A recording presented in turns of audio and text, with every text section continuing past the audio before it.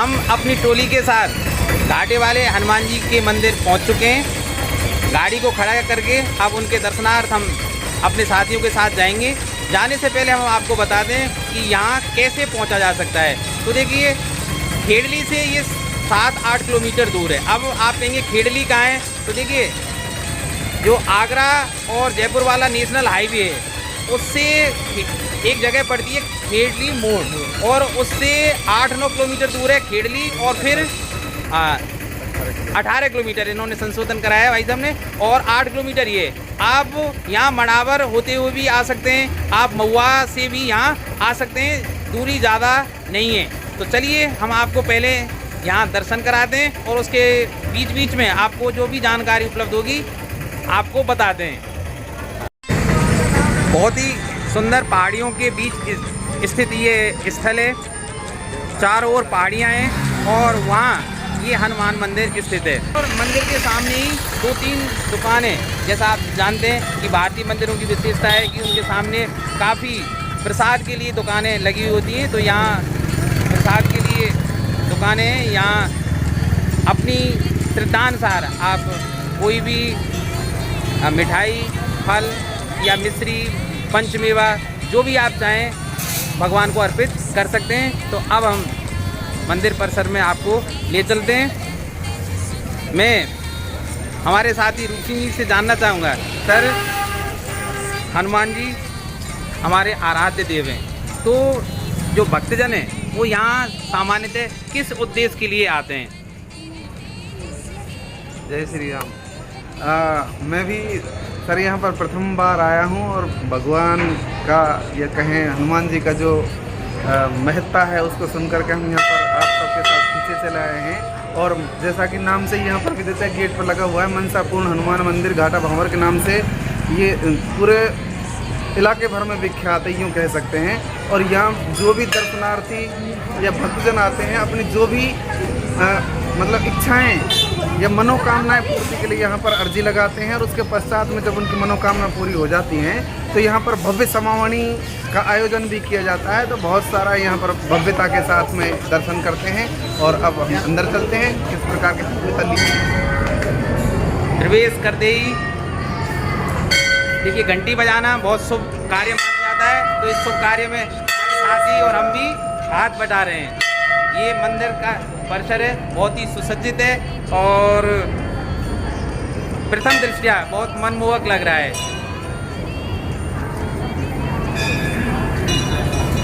देखिए जैसे सामान्य सभी मंदिरों में झंडियाँ लगी होती हैं, झंडियाँ लगी हुई हैं।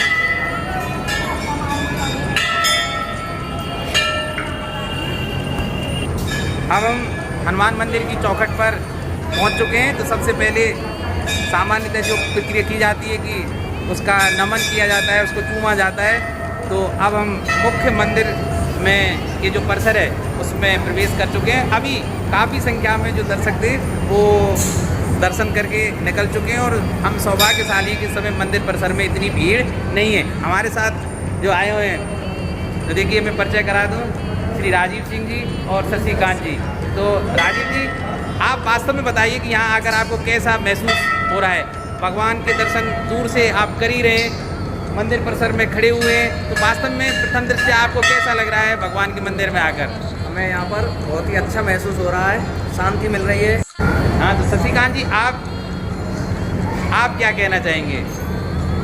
उसकी महिमा को सुनकर और भक्ति भाव प्रिय होने के कारण अपने आप को यहाँ आने से हम रोक नहीं पाए, और वास्तव में यहाँ आकर हमको बहुत शांति, बहुत अच्छा लग रहा है, जिसका हम शब्दों में वर्णन नहीं कर सकते। तो चलिए अब हम सबसे पहले आपको जन जन के आराध्य हनुमान जी के दर्शन कराते हैं। और उन्हीं के बगल में जैसा जानते हैं भाई, जहाँ हनुमान जी की मूर्ति होगी वहाँ भगवान राम, सीता और लक्ष्मण की मूर्ति ना हो, ऐसा तो संभव है ही नहीं। और भी यहाँ कई मूर्तियाँ हैं जो बहुत ही भव्य और बहुत ही मतलब जिनको देखते ही श्रद्धा उमड़ती है।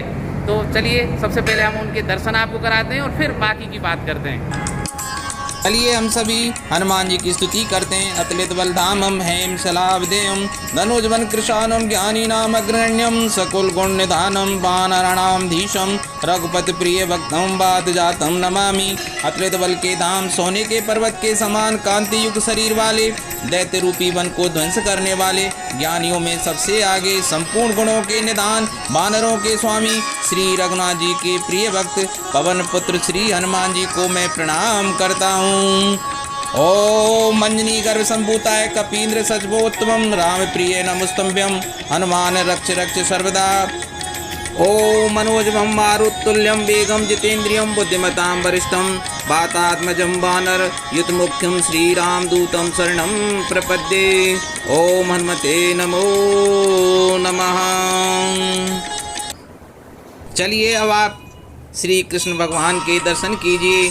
श्री कृष्ण चंद्र कृपाल भजमन नंद नंदन सुंदरम असरण शरण भव भय हरण आनंद घन राधावरम सिर मोर मुकुट विचित्र मणिमय मकर कुंडल धारणम मुख चंद्र द्वित नख चंद्र द्वित पुष्पित निकुंज विहारणम मुस्कान मुन मन मोहनी चितवन चपल बपु नटवरम बनमाल ललित कपोल मृद अदरन मधुर मुरलीधरम।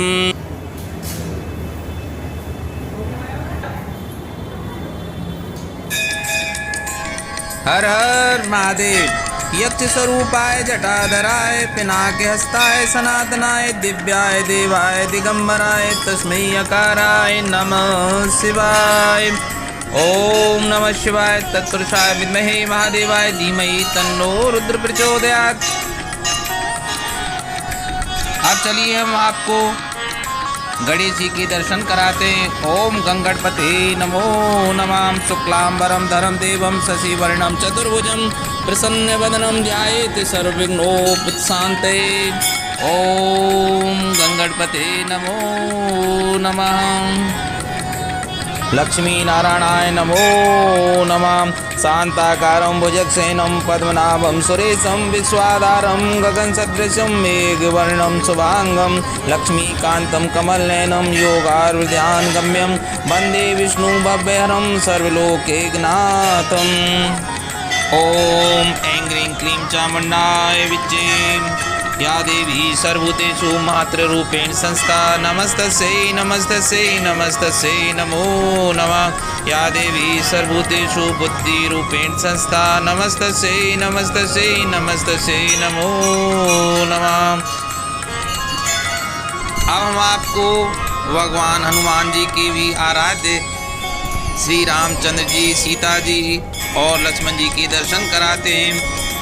आइए प्रार्थना कीजिए। श्री रामचंद्र कृपाल भजुमन हरण भव भय दारुणम नव कंज लोचन कंज मुख कर कंज पद कंजारुणम कंदर्पो अगणित अमित छवि नभो नील नीरद सुंदरम पट पीत मानहु तड़ित रुच सुच नौम जनक सुतावरम भजो दीन बंधु दिनेश दानव दैत्य वंश निकंदनम रघुनंद आनंद कंद कौशल चंद दशरथ नंदनम। अब चलिए हम आपको इसी मंदिर परिसर में बने हुए अन्य भागों को दिखाते हैं। जैसा आप देख रहे हैं यहाँ काफ़ी श्रद्धालु अभी भी विद्यमान हैं।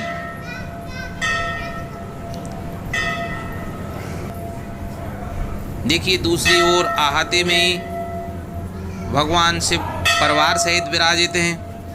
यहाँ भी लोग प्रसाद आदि चढ़ा रहे हैं और मत्था टेक कर आशीर्वाद प्राप्त कर रहे हैं। अब हम आपको प्रेत बाबा के दर्शन कराने के लिए ले चलते हैं। यहाँ अंदर वही लोग जाते हैं जो प्रेत बाधा से मुक्ति पाना चाहते हैं। तो हालांकि हम किसी भी अंधविश्वास को बढ़ावा नहीं दे रहे हैं, लेकिन मंदिर परिसर के पीछे भाग में स्थित प्रेत बाबा के दर्शन कराने के लिए हम आपको ले चलते हैं। ये आपकी श्रद्धा पर है कि आप इस पर कितना विश्वास करते हैं।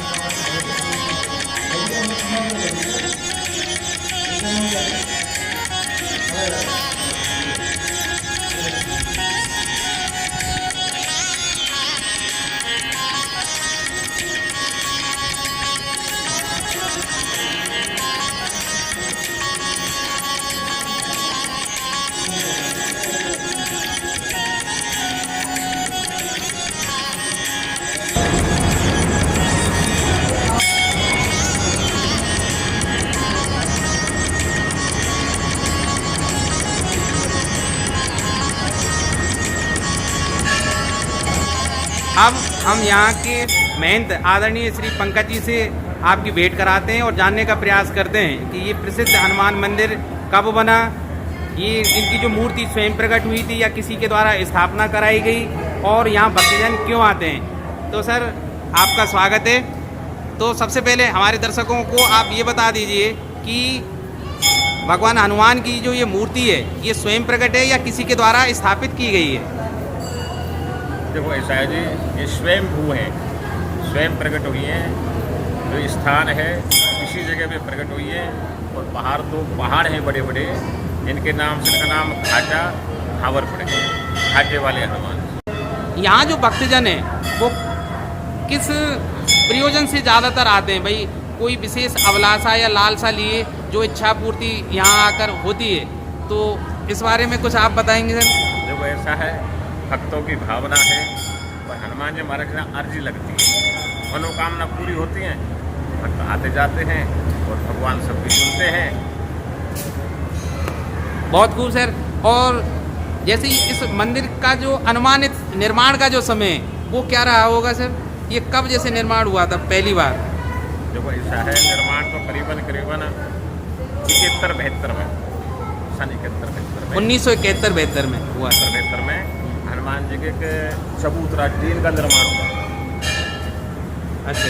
इसके बाद जैसे भक्त आए, जैसे हनुमान जी की कृपा हुई तो आगे बढ़ने अर्जी लगती है हनुमान जी की, तो अर्जी का कैसे लगती है सर, और उसका मतलब विधि आप दर्शकों को बता दें जिससे वो जब भी आए। देखो हनुमान जी की अर्जी लगती है सवेरे 5 पान के पत्ते और हाँ जी। बेसन के लड्डू, लौंग, इलायची, जायफल, ये हनुमान जी का विशेष भोग है, इससे अर्जी लगती है। और 7 शनिवार या 7 मंगलवार यात्रियों को आना पड़ता है दरबार। और जब इच्छा पूर्ति हो जाती है तब लोग भक्ति भाव जो बोल जाते हैं, कोई समापन करता है, कोई कुछ करता है। बहुत बहुत धन्यवाद सर, आपने इतनी महत्वपूर्ण जानकारी हमें और हमारे दर्शकों को बताई। धन्यवाद सर, नमस्कार सर।